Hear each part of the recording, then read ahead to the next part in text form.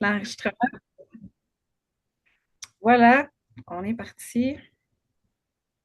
OK, pourquoi c'est pas là? Est-ce que vous voyez encore mon partage d'écran?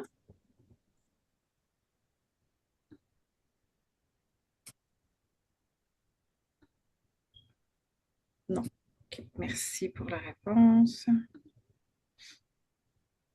OK, je l'ai. Good. Excellent. C'est en mode lecture. Après ça. Good. Excellent. Donc, bienvenue aujourd'hui pour ce petit webinaire sur les clés pour un cycle sain et harmonieux. C'est comme je vous disais juste avant de partir l'enregistrement, c'est quelque chose que j'ai donné quand même assez régulièrement. Avant, c'était un webinaire qui était payant. Maintenant, je le fais gratuit.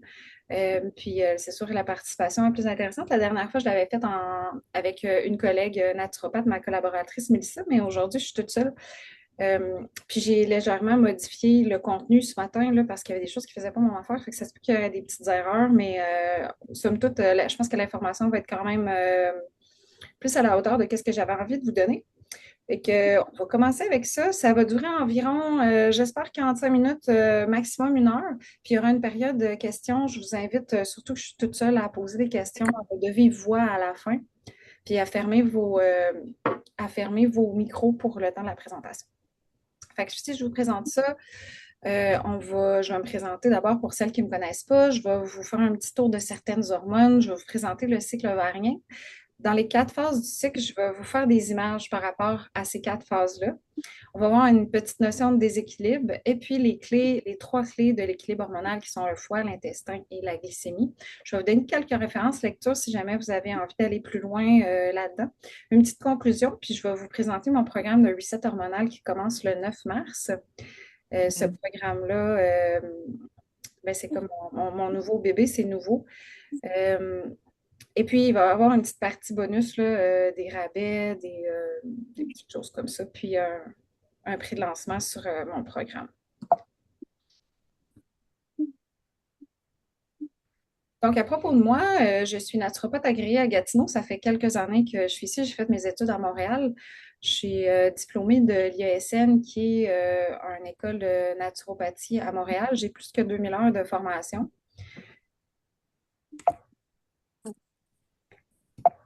Finalement, j'aurais eu besoin d'Éric pour la gestion de... Je m'excuse.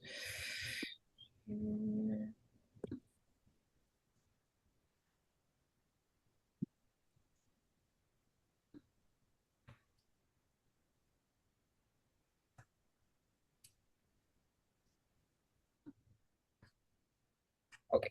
Alors, je travaille en clinique privée. Je fais un peu comme toutes les naturopathes, je vois des clients à la carte. J'écris différents articles, des recettes. Je suis aussi conseillère à la boîte à graines du plateau 1 fois par semaine, les mercredis matin maintenant. J'anime différents ateliers, un peu comme celui-ci. Je fais des conférences en entreprise. J'ai 2 grandes filles à m'occuper. Pas mal le travail à temps plein là-dessus. Je suis aussi massothérapeute à temps partiel, puis à temps très, très, très partiel aussi. J'ai une expertise au niveau du jeûne parce que je travaille en centre de jeûne prolongé depuis déjà un bon petit moment.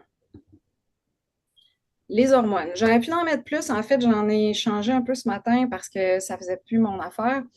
Les hormones, on va voir un petit peu l'estrogène, la progestérone, la testostérone, la LH. Excusez-moi, madame, si vous avez changé la slide, on voit rien. On voit juste la page, la première page. Ah ouais, hein? Ah, mais Ouais. merci de me le dire.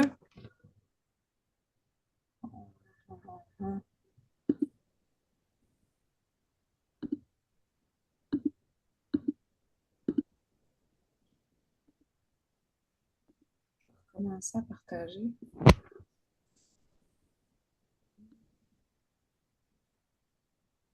Problème. Est-ce que là, vous voyez la bonne page? Ouais, good, merci beaucoup, hein? Fait que vite, vite, je vous représente ceux-là que je viens de passer, là. Je l'ai dit à l'oral, c'était pas l'information primordiale. Alors, on rentre plus dans le vif du sujet. Vous voyez bien, on est en plein écran? Ouais. Good, merci. Oui. OK. Donc, estrogène, progestérone, testostérone, LH, FSH, insuline, c'est les cinq que je vais vous présenter pour pas trop vous étourdir, mais j'aurais pu mettre le cortisol, j'aurais pu mettre l'ocytocine, j'aurais pu en mettre d'autres qui sont intéressantes. Fait que, on va y aller avec ça. On commence avec l'estrogène. Il y en a quatre types principaux. Ses fonctions sont multiples. En fait, l'estrogène, c'est une hormone qu'on va dire générateur de bien-être. En général, elle a des fonctions dans presque toutes les cellules du corps, presque autant que l'insuline, mais pas tout à fait. Donc, ça va être intéressant pour la mémoire, la concentration, ça va être bon pour la peau, ça va même réguler au niveau de l'appétit, de la faim, de la soif, des rythmes sommeil-veille pour manger, dormir, être réveillé, avoir de l'énergie. Quand l'estrogène est un petit peu plus haute, on va avoir des beaux cheveux, une belle peau, on va se sentir bien. Quand elle va être en excès ou en mauvaise détoxification, ben, elle va causer un petit peu des symptômes plus désagréables. Mais en général, c'est une hormone qui est très bénéfique puis qu'on a besoin. En fait, toutes les hormones, quand elles sont en équilibre, on en a besoin et elles ont leur rôle vraiment bénéfique dans notre corps. La progestérone, on va dire que ça va être pro-gestation. C'est une hormone qui va faciliter la gestation quand il y a une grossesse. Fait que c'est elle qui va être principalement présente dans la deuxième phase du cycle, tandis que l'estrogène, elle va être présente surtout dans la première phase du cycle. La progestérone, c'est surtout une hormone de survie euh, qui, des fois, est un peu plus mal aimée, quoique quand elle est trop basse, c'est encore plus, on se rend encore plus on se rend encore plus compte de l'importance qu'elle a. Elle est produite par le corps jaune, puis le placenta éventuellement quand il y a une grossesse. Son arrêt de la sécrétion, l'arrêt de la sécrétion de progestérone provoque les règles. En fait, la progestérone, elle va être sécrétée par le corps jaune lorsqu'il y a une ovulation. Si jamais il y a un cycle anovulatoire où, pour X, Y raison, il n'y a pas d'ovulation, ben, le corps jaune ne va pas pouvoir sécréter vraiment de la progestérone. Donc, la production va être vraiment moindre. Je reviens ici.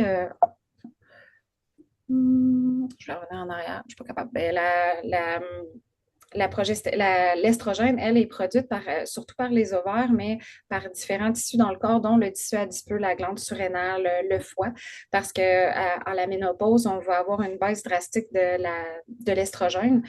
Puis, c'est les ovaires, en fait, qui prennent un peu leur retraite. Puis, il y a d'autres tissus quand même qui vont se mettre à produire un petit peu d'estrogène pour donner un petit peu de bien-être, mais reste que toutes les bénéfices de l'estrogène sont beaucoup diminués. Je ne l'ai pas nommé aussi, mais l'estrogène est très importante au niveau de la prolifération de tissus, entre autres le tissu osseux, la masse musculaire, la peau, les ongles, les cheveux, qui sont du tissu collagénique. Fait que si on y va ici avec la testostérone, euh, c'est l'hormone masculine par excellence. Il y a des femmes qui croient. C'est pas toutes les femmes qui savent à quel point la testostérone est importante. Elle est responsable aussi chez la femme de la libido et de la masse musculaire avec d'autres hormones, évidemment. Sa production est faite par les ovaires et d'autres tissus également, un peu comme l'estrogène.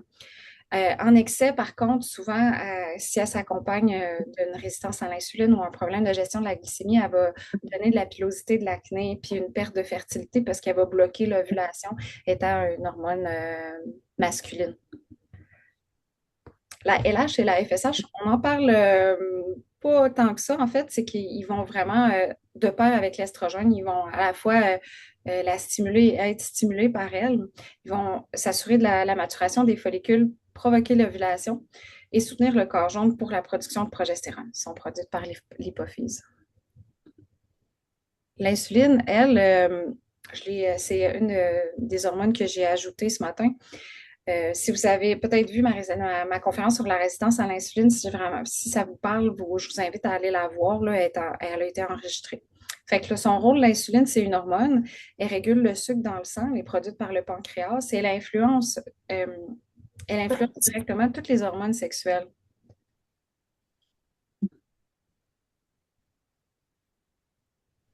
Fait que on a un petit résumé ici du cycle où ce qu'on va pouvoir mettre en perspective les différentes hormones que je viens de vous parler. En début de cycle, ça va être l'estrogène qui va être en priorité. Et puis, au moment de l'ovulation. En début de cycle, quand on parle d'un début de cycle, c'est, vous voyez ici les petites gouttes, c'est le début des menstruations. En fait, le début des menstruations, ça va être quand les hormones tombent, à la fois la progestérone et l'estrogène, mais surtout la progestérone. Il va y avoir l'écoulement de sang à l'endomètre qui va s'évacuer. Et puis, au fur et à mesure que le cycle reprend, l'estrogène va recommencer à monter doucement et la FSH va aussi contribuer à l'ovulation qui s'en vient. La LH va faire un pic qui va stimuler l'estrogène à faire son pic aussi. Et là, il va avoir l'expulsion au niveau de l'ovulation qui va faire à la fois un ovule et un corps jaune. Le corps jaune va rester dans le système pendant quelques semaines, une dizaine de jours, selon un petit peu plus selon les cas. Et puis, il va avoir ça va recommencer en fait. Là. Quand la progestérone va monter, il va y avoir beaucoup de changements au niveau de notre humeur, de comment on se sent. L'estrogène, elle, est supposée baisser. Parfois, si la progestérone ne monte pas assez, l'estrogène peut devenir comme en hyperestrogénie relative.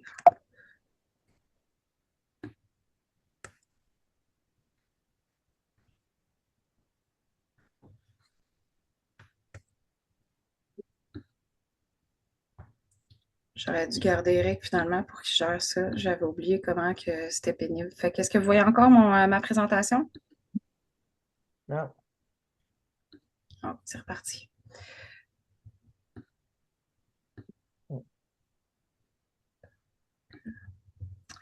OK. Fait que si on sépare le cycle en 4 phases, on a, au début, avec les menstruations, on a la sorcière ou la vieille femme qui a peu d'hormones. C'est la partie du cycle qui correspond à cette partie-là de la vie. Puis ça, c'est vraiment des images pour vous aider à comprendre. On a la Vierge qui est le début du cycle. Pour la Vierge, c'est plus facile. C'est là qu'on a comme de l'énergie. C'est la partie comme plus adolescente. La mère, c'est au niveau de l'ovulation. La visionnaire, c'est plus la phase lutéale, donc la fin du cycle, qui est un petit peu moins bien appréciée en général. La phase folliculaire, je commence par celle-là qui est comme dans le fond la deuxième, là, parce que c'est plus comme logique d'en parler comme ça. Fait qu'au niveau physiologique, c'est la montée des estrogènes. C'est là que ça va commencer tranquillement. Il va y avoir une prolifération de l'endomètre, un ovule qui est choisi puis qui va être amené à maturer. C'est plus une hormone qui est yang. C'est là qu'on ressemble un peu plus à des hommes dans cette partie-là, au niveau plus comme de notre façon d'agir et notre façon de penser. C'est très valorisé socialement, cette partie-là. Quand on est là, c'est comme si on s'acconfite enfin dans le moule qui est là pour nous. On va être plus extraverti. La saison qui est associée, c'est le printemps, l'élément, c'est l'air. Puis la partie de la vie, c'est l'adolescence.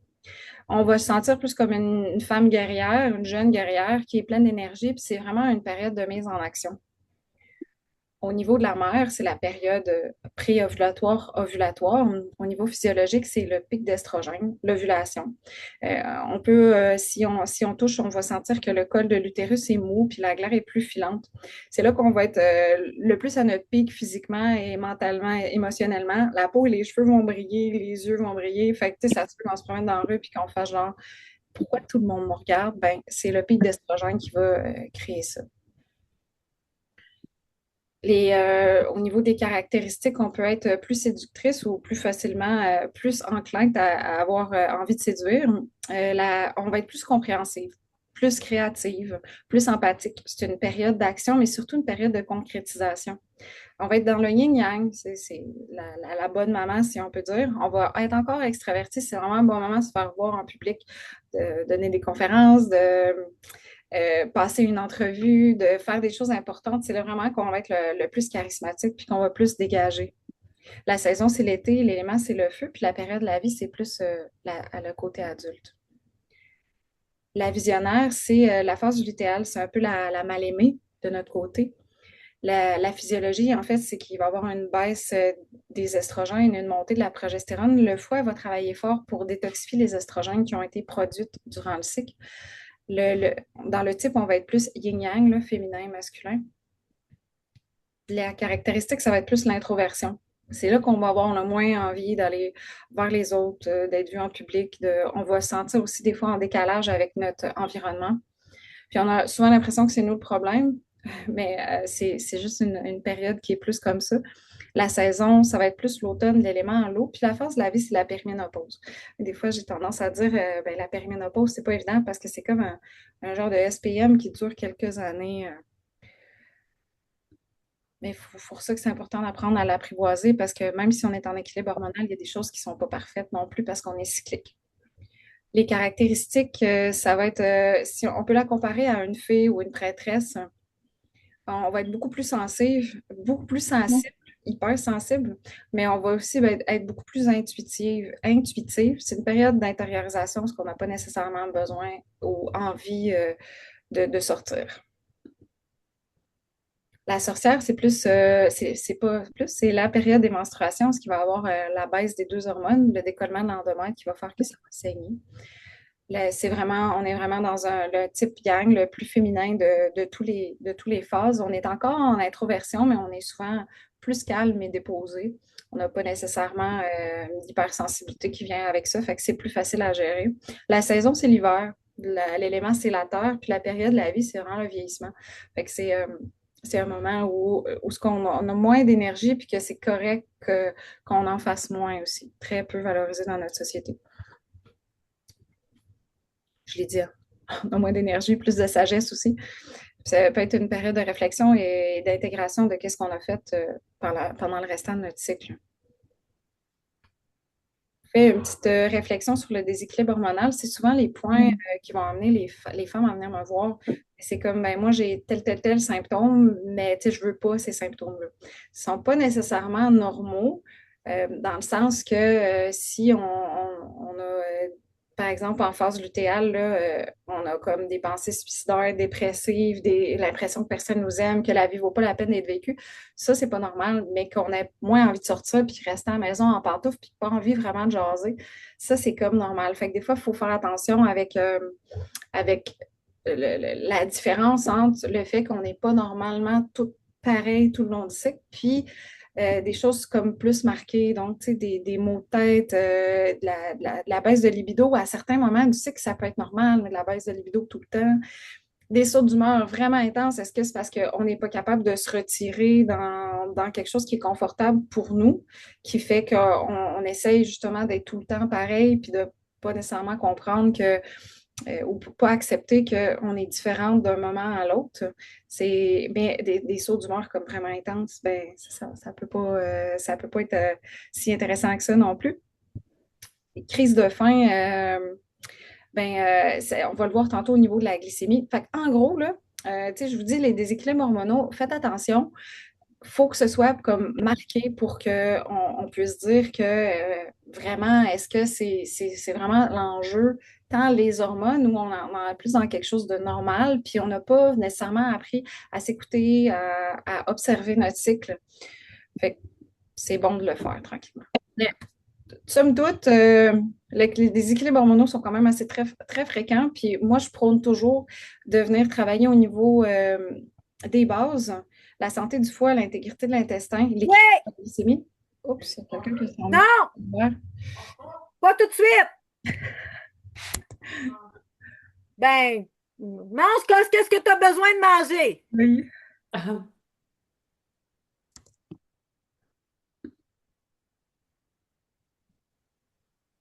Est-ce que tout le monde peut fermer son micro? Excusez-moi. C'est tout fermé.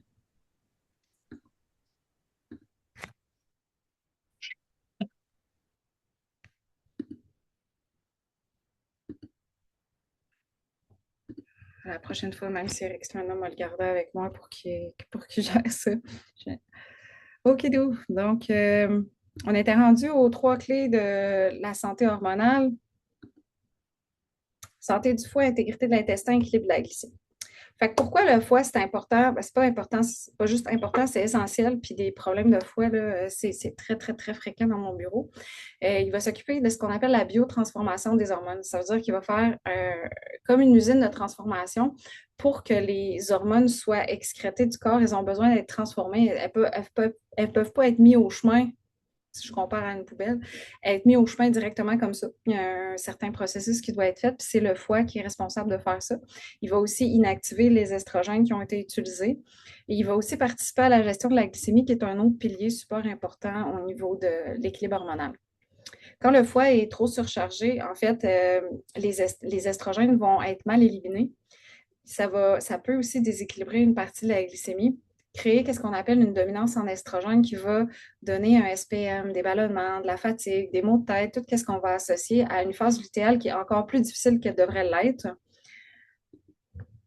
Comment on prend soin de notre foie de façon très basique, il faut toujours revenir aux bases, en fait.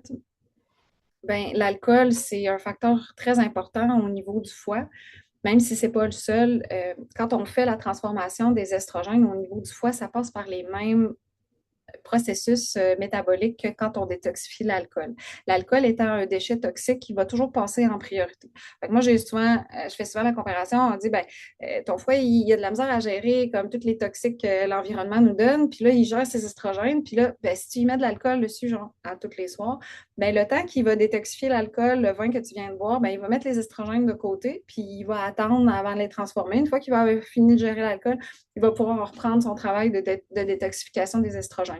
C'est sûr, quand il y a des troubles hormonaux, des SPM marqués, des choses comme ça, l'alcool, c'est au moins à diminuer là, si c'est très fréquent. Le café, les boissons sucrées, tout ce qui est aliments extra sucrés, surtout les aliments ultra transformés. La définition d'un aliment ultra transformé, là, ça va être plus de 5 ingrédients, puis des ingrédients qu'on ne connaît pas nécessairement, qu'on n'aurait pas dans notre cuisine. Beaucoup de graisses saturées et surtout des graisses transformées comme de la friture, les produits chimiques ou les autres polluants. Oh, il manque un petit S ici, c'est la même petite faute que j'ai faite tantôt. Fait que c'est ça, là, en fait, le foie est responsable de détoxifier, oui, l'alcool, oui, les hormones, mais aussi toutes les toxiques qu'on peut respirer, mettre sur notre peau, ingérer de toutes les façons qui soient. Fait que c'est sûr que quand on fait attention déjà à nos produits ménagers, à qu'est-ce qu'on mange, à qu'est-ce qu'on met sur notre peau, ça va beaucoup aider.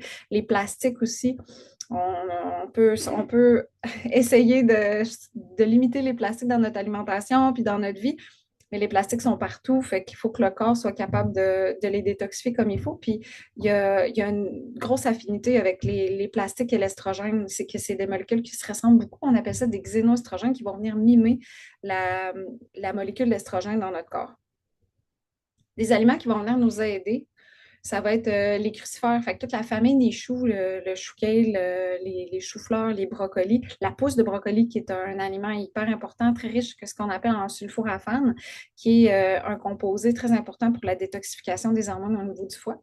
Tous les aliments amers, les aliments qui goûtent amers dans notre bouche, la roquette, l'endive, ce genre d'aliments-là, vont stimuler la production de bile et aider la gestion du foie en général. Le curcuma, c'est très bon pour ce qu'on appelle la phase 2 du foie, où il y a la biotransformation des hormones. Le citron, le zeste de citron particulièrement, le vinaigre de cidre de pomme. J'aurais dû mettre les aliments amers et acides, parce que les aliments acides aussi, ils vont aider au niveau digestif. Puis en fait, le foie, il y a comme... On dit que ce n'est pas un organe digestif, mais il produit la bile. Fait que s'il y a une bonne qualité biliaire, il peut avoir aussi une bonne digestion qui va faciliter tout l'équilibre au niveau du foie et des hormones. L'huile d'olive, c'est une des préférées du foie. Puis il y a différentes plantes pour venir soutenir le foie, comme le chardon-marie, la pissenlit, ce genre de plantes-là.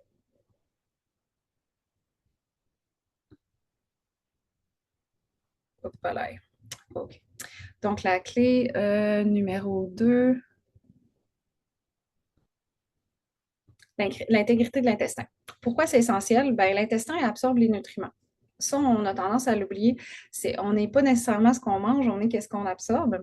Puis, tout notre corps fonctionne avec de la micronutrition, des aliments qui va absorber peu à peu, qui va venir nourrir les cellules. Par exemple, notre foie, s'il y a besoin de pas si, il y a besoin de beaucoup de micronutrition pour faire sa biotransformation. Fait que si on n'est pas capable de bien absorber qu'est-ce qu'on mange, ben là, ça ne pourra pas fonctionner. Il va aussi éliminer les hormones usées parce que notre foie, qui est à l'intérieur de notre corps, va produire sa bile qui est comme sa porte de sortie et puis il va excréter la bile au niveau de l'intestin, faire que c'est éliminé par là. Si on a beaucoup de constipation, par exemple, ben il va y avoir comme une réabsorption qui va se faire des hormones qui vont réabsorber au niveau de l'intestin et retourner dans la circulation. Puis là, on est un peu au point de départ. L'intestin va aussi aider à réguler l'inflammation. Puis quand l'intestin est inflammé ou poreux, il va avoir une réabsorption des estrogènes, je viens de l'expliquer. Une inflammation chronique, toutes les maladies auto-immunes, même les douleurs articulaires peuvent prendre racine, en fait, le TDAH, les troubles nerveux. Il y a plein de choses qui peuvent prendre racine dans l'intestin. Puis pas juste la qualité hormonale, là. On peut le ressentir par constipation, ballonnement, fatigue, brouillard mental.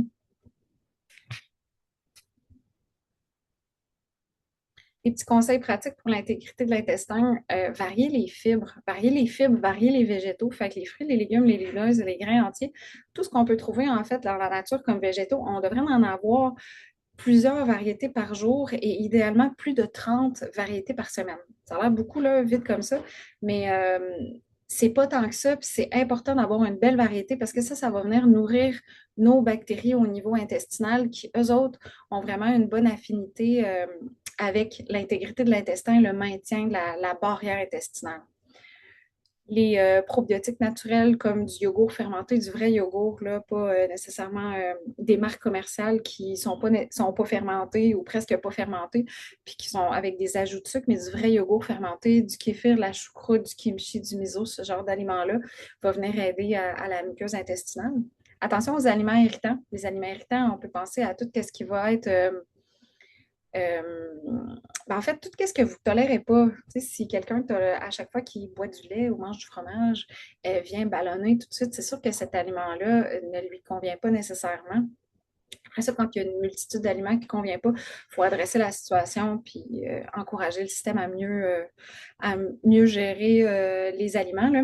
Mais dans les aliments les plus irritants, on va souvent penser au gluten, produits laitiers, le maïs, le soya, parfois les œufs auxquels on ne pense pas.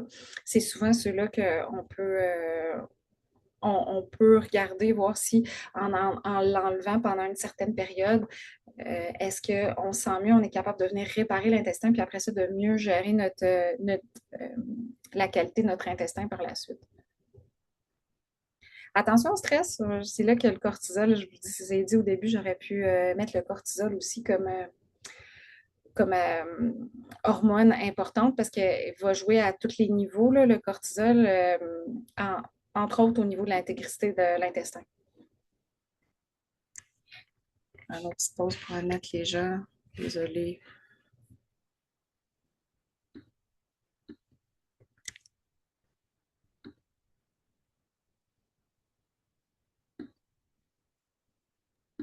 Pendant que vous cherchez ce que vous cherchez, est-ce que le kombucha fait partie aussi de ces éléments fermentés-là?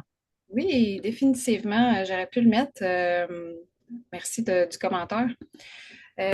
C'est effectivement le kombucha. Il faut juste faire attention des fois à la quantité de sucre qu'il y a dedans. Fait que faire attention à la qualité de ce que vous achetez. Mais il y en a beaucoup maintenant sur le marché qui sont sucrés avec des sucres alcool. Si on tolère bien les sucres alcool, c'est correct de prendre ça.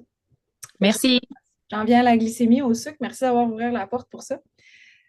Pour que la glycémie est essentielle parce qu'elle a une action sur l'insuline. L'insuline étant une hormone, elle va influencer les autres hormones. Dans la société moderne, on a souvent un mode de vie qui va stimuler un peu trop l'insuline. Une insuline qui est chroniquement trop élevée, ça va bloquer l'ovulation, diminuer la production de progestérone parce que comme je vous expliquais, quand on va ovuler, c'est le corps jaune qui va sécréter la progestérone. Donc, c'est vraiment important d'avoir une ovulation si on va avoir la progestérone. Éventuellement, ça va favoriser l'inflammation. Ça peut aussi augmenter la testostérone. Ça fait plusieurs fois que je parle de la testostérone. Je suis certaine qu'il y a des femmes qui se sont intéressées ici à la présentation parce qu'ils ont le syndrome des ovaires polykystiques. Le syndrome des ovaires polykystiques est très, très relié à la résistance à l'insuline. C'est un syndrome qui est mal connu, mais c'est définitivement le point qui est le plus central dans ce symptôme-là, dans ce syndrome-là, excusez-moi, que l'insuline étant élevée va causer le déséquilibre hormonal qui vient avec une hyperestrogénie puis une hyperandrogénie là, au niveau de la testostérone. Quand on a une glycémie qui est plus stable, en fait, on va avoir une énergie qui est plus constante. On va avoir aussi moins de fringales, une ovulation qui est plus efficace, puis en gros, des hormones plus équilibrées. Puis l'insuline, je pense que c'est la seule hormone que toutes les cellules du corps ont des récepteurs.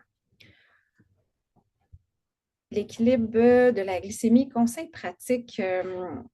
Donc, manger des repas équilibrés. Les protéines, les fibres, les bons gras, c'est comme les 3 alliés pour venir stabiliser la glycémie en général. Donc, manger quelque chose de riche en sucre toute seule, ça va être moins pire, ça va être bien pire que de le manger avec un repas parce qu'il va y avoir un pic de glycémie plus important. Privilégier les glucides complexes plutôt que les glucides simples, par exemple les fruits en grande quantité, les bananes, les fruits tropicaux qui sont très sucrés, mais aller avec des céréales entières qui vont être plus douces au niveau de la montée de la glycémie. Pratiquer une activité physique régulière, ça c'est un must. Pratiquer le jeûne de façon intelligente, je vais venir à mon astuce naturopathique, je vais vous faire un petit... ouais, j'ai le temps, cool. Si on adapte, je vais vous expliquer un petit peu plus par rapport à ça. Fait que si on adapte l'alimentation selon la phase du cycle pour stabiliser la glycémie, en fait, c'est que l'estrogène, elle aime quand la glycémie est un petit peu plus haute. Fait que, non, excusez, c'est le contraire. Donc, l'estrogène, elle aime quand la glycémie est un petit peu plus basse. Donc, c'est un bon moment du cycle pour faire des petits jeûnes. Ou si on veut faire un plus grand jeûne, un nettoyage un petit peu plus long, là, c'est le meilleur moment pour le faire à partir de la première journée des menstruations jusqu'à l'ovulation. L'ovulation, elle a besoin quand même d'un petit peu plus un petit peu plus de soutien au niveau de la glycémie. Et puis la dernière phase, qui est la phase lutéale, elle a besoin d'un petit peu plus une alimentation un petit peu plus riche en sucre, entre guillemets, là. C'est ça qui peut faire que des fois, on a des fringales à ce moment-là, puis qu'on a juste plus faim. Puis c'est normal, puis c'est souhaitable. Fait que c'est intéressant de le savoir, mais aussi de s'écouter, puis voir c'est quoi nos besoins là-dedans. Fait qu'on pourrait avoir une alimentation qui serait plus riche en protéines, en fibres, en bons gras, avec moins de féculents, moins de sucre. Au niveau du début du cycle. Puis la dernière partie du cycle, on pourrait avoir une alimentation qui est plus riche en féculents ou qui va avoir un féculent, par exemple, à chaque repas, sans dire que ça va être des très grandes quantités. À moins qu'il y ait vraiment un problème de résistance à l'insuline important, là, c'est bon d'avoir des petites portions de féculents à chaque repas, puis d'éviter de jeûner de façon très soutenue dans cette phase-là. Je vous ai mis un petit outil ici qui est très, très simple, qui est très intéressant. Ça s'appelle en anglais le seed cycling ou la rotation au niveau des graines en français. Je le trouve beau ce schéma-là, fait que j'ai pas pris un en français. À partir du jour 1 des menstruations, on peut venir soutenir la production d'estrogène avec les graines de lin et les graines de citrouille. Les graines de lin contiennent des lignanes, qui est un antioxydant intéressant pour soutenir toute la circulation des estrogènes. Si on peut dire, il va avoir une affinité avec l'estrogène pour le soutenir. La graine de citrouille, elle est riche en zinc, puis elle va aider avec tout ce qui est production de soutien au niveau du follicule puis de l'ovulation. Fait que ces 2 graines-là sont très bénéfiques pour la première partie. Et puis, les 2 autres sont intéressantes pour soutenir au niveau de la progestérone, les graines de tournesol et les graines de sésame. Ça va être à peu près 1 cuillère à soupe par jour, par graine. Donc, 1 cuillère à soupe de graines de lin, 1 cuillère à soupe de graines de citrouille pour la première partie du cycle. Puis, si on a un cycle plus ou moins régulier, là, on peut le faire comme un 10 à 14 jours, 15 jours, selon qu'est-ce qu'on connaît de notre cycle. Et puis, après ça, on peut prendre 1 ou 2 journées de pause pendant l'ovulation, puis on peut venir continuer changer avec les autres graines. C'est vraiment important d'avoir les graines au bon moment. C'est souvent une erreur que je vois, là. Les filles vont se mettre à inclure ça dans leur alimentation, qui est très bien parce que c'est des aliments riches en protéines, riches en bons gras, riches en fibres qui vont venir nourrir notre microbiote. C'est déjà bien de les inclure. Mais si on les inclut au bon moment, on peut venir aider à stimuler la bonne hormone au bon moment pour bénéficier d'un équilibre hormonal encore plus intéressant. J'ai une recette, ça me fait penser, parce que je le mets souvent dans les déjeuners. J'ai une recette d'avoine trempée avec du chia, pudding de chia, qu'on peut venir intégrer ces graines-là. Fait que ça fait des déjeuners qui sont riches en protéines, qui vont aider à stabiliser la glycémie. Et puis que vous mettez vos graines dedans, ça ne devient pas trop compliqué. Vous pouvez en faire une grosse quantité à la fois, mettons pour 3-4 jours. Là, puis ça vous fait comme une bonne partie de vos déjeuners de la semaine qui sont prêts. C'est souvent une erreur que je vois au niveau des problèmes de glycémie, d'avoir un déjeuner qui est trop sucré, passé soutenant en protéines, qui va stimuler l'insuline, qui va faire qu'on va avoir plus d'appétit pour les glucides pour le reste de la journée, puis surtout beaucoup moins d'énergie. Donc, c'est ça, on peut venir intégrer ces graines-là de façon cyclique dans le déjeuner, puis ça devient plus simple. Sinon, on peut juste les ajouter dans nos salades ou notre alimentation en général. La graine de lin, c'est la plus importante là-dedans. Fait que des fois, quand ça paraît beaucoup d'intégrer 2 graines différentes par jour puis des bouger, vous faites juste vous concentrer sur celle-là. Puis c'est important qu'elle soit moulue et idéalement fraîchement moulue parce qu'elle contient aussi des oméga-3 qui vont oxyder rapidement. Fait que si vous la mettez dans le blender puis vous le mettez au congélateur, bien, vous en avez assez pour vos 2 semaines. Vous le laissez là, dans un pot en verre là, pour que ça reste une bonne qualité puis que ça soit tout parfait pour vous. Fait que des petites références ici, je vais vous envoyer la présentation cette semaine. Il y a Lune Rouge qui est un livre un peu plus, je dirais, comme spirituel, un peu plus intéressant, beaucoup moins de terre à terre. On est plus dans le féminin sacré et tout ça. Dr. Mandy Peels avec Jeûne au féminin qui a été traduit dernièrement. Ça, si vous vous intéressez au jeûne, si vous avez fait déjà du jeûne. Puis elle parle beaucoup au niveau de l'alimentation différente avec les phases du cycle. Sarah Maria Leblanc, J'aime mes hormones, ça c'est une auteure de chez nous. Très intéressant. Cooking for Hormone Balance, très concret, c'est des recettes, celui-là, il n'est pas traduit. Puis Dr. Carrie Jones aux États-Unis, vous avez son site Internet, c'est une ressource incontournable. Fait en conclusion, on n'est pas des hommes. Si on a une fluctuation hormonale comme ça va faire qu'on doit aussi adapter nos habitudes et prendre conscience de qu'est-ce qui va fluctuer dans notre corps pour soutenir notre bien-être. Quand on prend soin de notre foie, intestin et notre glycémie au quotidien, déjà, c'est des excellentes bases. Puis ça vient de Sarah Maria Leblanc. Et non, nous ne sommes pas folles. On a souvent cette impression-là, quand les fluctuations hormonales sont mal comprises, on ne les comprend pas nous-mêmes, on ne se comprend pas nous-mêmes, ça peut être difficile. On en vient à mon programme Reset hormonal. Si vous avez peut-être vu les affiches à la boîte à grains ou ailleurs, l'infolette aussi. Et ça, c'est un programme de 15 semaines. C'est un accompagnement qui est clé en main, qui inclut une rencontre individuelle avec moi, une boîte de suppléments et de produits alimentaires qui vaut au moins 350 $, 15 semaines d'accompagnement, puis à chaque semaine, vous avez une rencontre d'1 heure avec moi où on explore différents piliers. Sur ma page de vente, vous avez aussi tout le calendrier de qu'est-ce qu'on voit avec moi. Les rencontres sont les jeudis puis vendredi midi en alternance. Vous avez aussi un entraînement musculaire qui est à chaque semaine aussi avec des entraîneurs certifiés les lundis midi. Puis une pratique de gestion du stress qui est préenregistrée que vous pouvez faire sur votre temps. C'est très court, 5 à 15 minutes pour vous aider à gérer tout ce qui est stress. Une recette qui est fournie, très complète, qui va vous aider à intégrer les notions alimentaires de façon concrète. Fait que c'est vraiment une transformation qui est faite sur le long terme pour t'aider à comprendre ton corps, reprendre du pouvoir sur ta vie. C'est pour les femmes qui sont non ménopausées parce que les besoins sont différents quand les femmes sont ménopausées. Peut-être que la prochaine édition sera sur les femmes ménopausées. Ça commence le 9 mars. Les inscriptions sont ouvertes. Puis j'ai le plaisir aujourd'hui de vous donner un 15 % de rabais. Je l'ai mis jusqu'au 7 mars, là, mais si vous avez l'intention de vous inscrire, s'il vous plaît, inscrivez-vous avant. Comme ça, vous allez avoir. Je vais pouvoir préparer votre boîte de produits avant que ça commence. Vous pouvez utiliser le code promo cycle 15 pour venir intégrer ça à ma page de vente pour avoir le rabais. Il y a aussi la boîte à grains qui vous offre un 10% de rappel jusqu'au 2 mars. Le code promo est ici, je vais vous l'envoyer aussi. Ils m'ont donné des petites cartes téléchargeables que je vais vous envoyer en courriel aussi.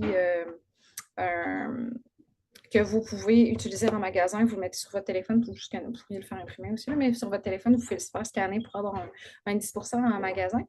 Puis, pour votre premier massage avec Gabriel, Gabriel, c'est mon collaborateur. Et vu que j'avais beaucoup de travail en masso et en naturo, puis que je travaille sur mon programme, il travaille avec moi maintenant. Il est très, très bon. Il a commencé cet été, puis j'ai juste eu des excellents commentaires par rapport à son travail. Vous n'avez pas besoin d'un code promo nécessaire. Vous n'avez pas besoin d'un code promo. Je vais vous envoyer quand même aussi une petite carte que vous pourriez lui montrer, faire imprimer ou si vous êtes plus à l'aise avec ça. Mais si vous faites juste dire, je suis allée voir la conférence en Air France, ça m'a dit que je peux avoir 20%, ça va faire parfaitement la job. Mon prochain événement gratuit, c'est le 5 mai à 19h sur le jeûne. Si ça a piqué votre curiosité, le jeûne, c'est quand même un allié pour la santé super important. Puis mes coordonnées, mon site internet, je vais parler d'une recette. Là, j'ai différentes recettes. Ça fait longtemps que j'en ai pas mis, mais pendant un instant, j'étais quand même assez constante. Puis j'ai mis beaucoup de mes classiques que je considère qui sont à intégrer dans une cuisine. Vous avez mon courriel aussi si vous avez besoin de me rejoindre. Puis si vous voulez juste venir me voir pour une question, me dire bonjour, n'importe quoi, vous pouvez venir me voir au plateau les mercredis de 9h à midi, je suis là. Fait que merci beaucoup. Merci beaucoup pour votre présence. Je sais qu'il y a vraiment beaucoup d'événements qui sont présentés en ligne, que beaucoup, il y a beaucoup d'offres, puis que vous ayez pris le temps de m'écouter maintenant ou en différé. Moi, je trouve ça intéressant que je trouve ça me touche en fait que vous preniez le temps de venir me voir. J'ai pas l'impression d'avoir été au sommet de ma forme aujourd'hui. Moi, je vais avoir une menstruation jeudi, puis je suis en pleine phase lutéale le matin. J'ai tout retravaillé mon PowerPoint parce qu'il faisait pas mon affaire. Puis je me disais, bon, ben, ça fait partie de la vie comme ça aussi, puis c'est important d'en avoir conscience, puis de voir comment on peut gérer autour de ça au lieu de juste subir tout le temps. Bon, ben, merci pour vos beaux commentaires dans le chat. Je vous invite à ouvrir vos micros si vous avez des questions, si vous voulez.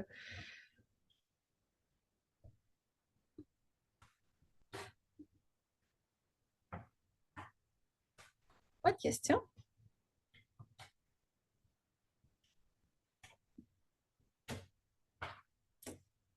Il y a Catherine là, qui a demandé est-ce que c'est possible d'avoir une consultation avec toi pour ménopause et hormones bioidentiques. Moi, je ne peux pas faire de prescription là, pour les hormones bioidentiques.